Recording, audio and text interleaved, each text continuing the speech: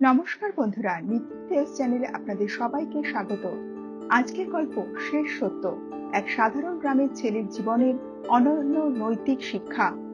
গল্পটি শেষ পর্যন্ত শুনুন, কারণ এতে রয়েছে সততা, ধৈর্য ও জীবনের মূল সঠিক পথ।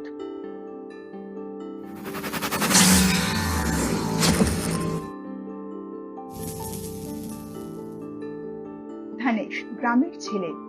গ্রামের নাম সোনারপুর। ধানেশ এক সাধারণ কৃষকের ছেলে। গরিব হলেও সৎ, পরিশ্রমী এবং সাহসী। পরিবারের সঙ্গে ছোট্ট কুটিরে বাস করে সে।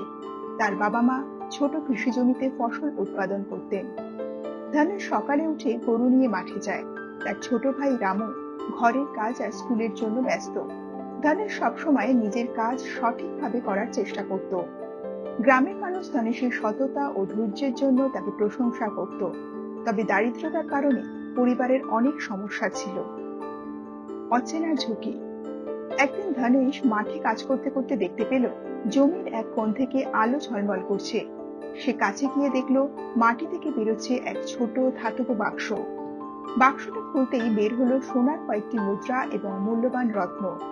ধানেশের চোখ উজ্জ্বল হয়ে উঠল। মনে মনে সে ভাবল, এই ধনটা পেলে আমাদের দারিদ্রতা একেবারেই চলে যাবে। কিন্তু এটা কারোর হারানো কিনা কে জানে। সেই রাতে ধানেশ গভীর চিন্তায় পড়ল। সততার পরীক্ষা। পরের দিন ধানেশ গ্রামের প্রধান মহাদেব ঠাকুরবাবুকে খবর দিলেন। মহাদেব বিস্মিত হয়ে বললেন, এই ধন কি তুমি রাখবে নাকি ফেরত দেবে?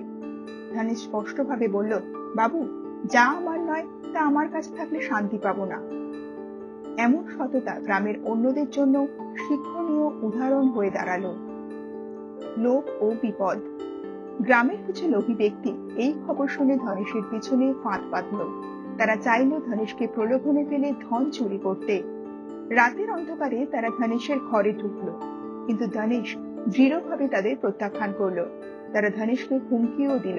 ধানেশ এক মুঠো সত্য এবং সততার পথে অটল থাকলো।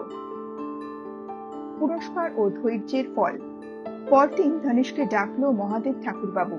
তিনি বললেন, তোমার সততা ও ধৈর্য তোমাকে এই ধন উপহার দিল।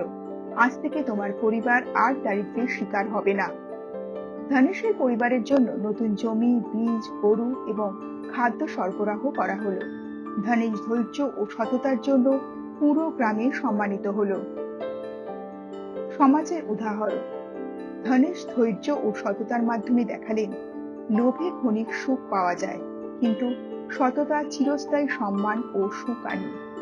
গ্রামের সবাই তার গল্প শুনে অনুপ্রাণিত হলো। গ্রামের মানুষ ধানেশের সততা ও ধৈর্যের গল্প শুনতে লাগলো। শুরু হলো গ্রামের প্রত্যেকটি পরিবারের মধ্যে আলোচনা। ছোট থেকে বড় সবাই বলছিল তাদের কথা। এক বৃদ্ধ মা বললেন, এই ছেলে দেখেছে সত্যিকারের ধন কি। শুধু সোনা নয়, সততা। আজ ওর নাম শুনলেই মনে পড়বে সততার সঠিক পথ। কৃষক কমল বলল, আমরা বহু বছর ধরেই সোনা বা ধন খুঁজে পেয়েছি, কিন্তু কখনো এমন সাহসী ও সৎ ছেলে দেখিনি। ওর মতো হওয়া মানে সত্যিকারের মানুষ হওয়া। ছোট শিশুরাও ধানেশকে অনুসরণ করতে শুরু করলো। স্কুলের শিক্ষকরা ধানেশকে উদাহরণ হিসাবে ক্লাসে পড়াতে লাগলো। তারা বলল, শোনো ছাত্রছাত্রীরা, জীবনে সবকিছু পাওয়া সহজ নয়, কিন্তু ধৈর্য, পরিশ্রম আর সততার মাধ্যমে জীবনে সত্যিকারের সাফল্য আসে। ধানেশের গল্প মনে রাখো। গ্রামের বাজারেও ধানেশের গল্প ছড়িয়ে পড়ল। দোকানদাররা বলল, যদি তুমি লোভে পড়ে অন্যের মালিকানা নিয়ে থাকো, তা তুমি যতই ধনশালী হও, মন কখনো শান্তি পাবে না। ধানেশ দেখিয়েছে সত্যি সততা সবার ওপরে। ধানেশ নিজেও বিনয়ী হয়ে গ্রামের সবাইকে ধন্যবাদ জানালো। সে বলল, আমি শুধু সঠিক কাজ করেছি, তবে দেখেছি ছোট্ট সৎ কাজ পুরো গ্রামের জন্য শিক্ষণীয় হয়ে উঠতে পারে। সততা একা শুধু আমাকে নয়, আমাদের পুরো সমাজকে আলোকিত করেছে। মহাদেব ঠাকুরবাবু বললেন, বন্ধুরা, আমরা সবসময় চেষ্টা করি নিজেদের স্বার্থে বড় পদক্ষেপ নিতে, কিন্তু দেখুন ধানেশ কিভাবে সৎ এবং নির্ভীকভাবে কাজ করলো। এটাই আসল শিক্ষা। আজ থেকে এই গ্রামে যে কেউ সৎ কাজ করবে, আমরা তাকে সম্মান করব। এই ঘটনার পর থেকে গ্রামের বিভিন্ন মানুষ ধানেশকে অনুসরণ করতে শুরু করলো। ছোট ছোট দায়িত্ব পালন, অন্যকে সাহায্য করা, ক্ষুদ্র সততা এগুলো গ্রামের একটি নতুন সংস্কৃতি হয়ে উঠল। ধনেশ শুধু নিজের পরিবারের জন্য নয়, পুরো সমাজের জন্য নৈতিক উদাহরণ হয়ে দাঁড়ালো। বন্ধুরা, সততা ও ধৈর্য মানুষকে জীবনের সত্যিকারের ধন দেয়। লোভে কখনো শান্তি আসে না, তবে ধৈর্য এবং সৎ পথে চললে সবকিছুই সম্ভব।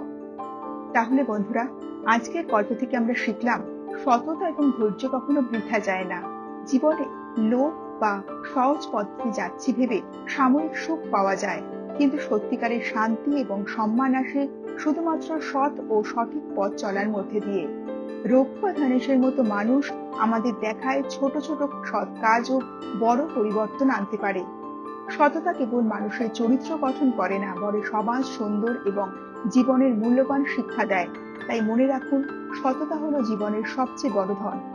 গল্পটি আপনাদের কেমন লাগলো মন্তব্য করে জানান আমাদের। যদি ভালো লাগে তাহলে লাইক করুন, বন্ধুদের সাথে শেয়ার করুন আর সাবস্ক্রাইব করুন নীতি টেলস চ্যানেলটিকে।